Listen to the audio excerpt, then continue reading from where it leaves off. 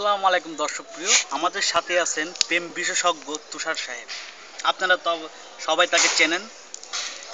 এখন আমাদের স্যারের কাছে একটা প্রশ্ন। স্যার কেমন আছেন স্যার? খুব ভালো আছে আলহামদুলিল্লাহ। স্যার আপনার বউ বাচ্চা কেমন আছে স্যার? ভালো আছে। ভাবি ভালো আছে?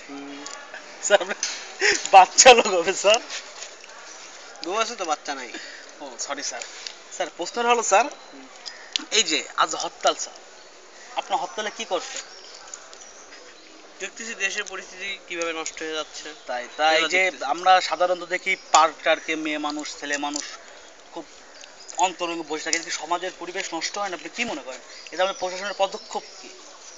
প্রশাসনের পদক্ষেপ ইতিমধ্যে আমি বলেছি প্রশাসনকে যে পার্কে ছোট ছোট ঝুপড়ি ঘর করে দিতে এবং ওখান থেকে তালা চাবি সিস্টেম করে পুরসভা একটা ট্যাক্সের ব্যবস্থা করার চিন্তা ভাবনা করছি, যাতে এইগুলা অচিরেই স্যার প্রকাশ্যে একটু প্রশ্ন দেখা ছিল যাবে স্যার, না আর কি। তাহলে তো সমাজটা নষ্ট হয়ে যাবে।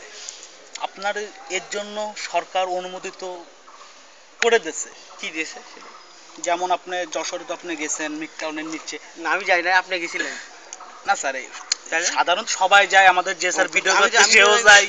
আমি-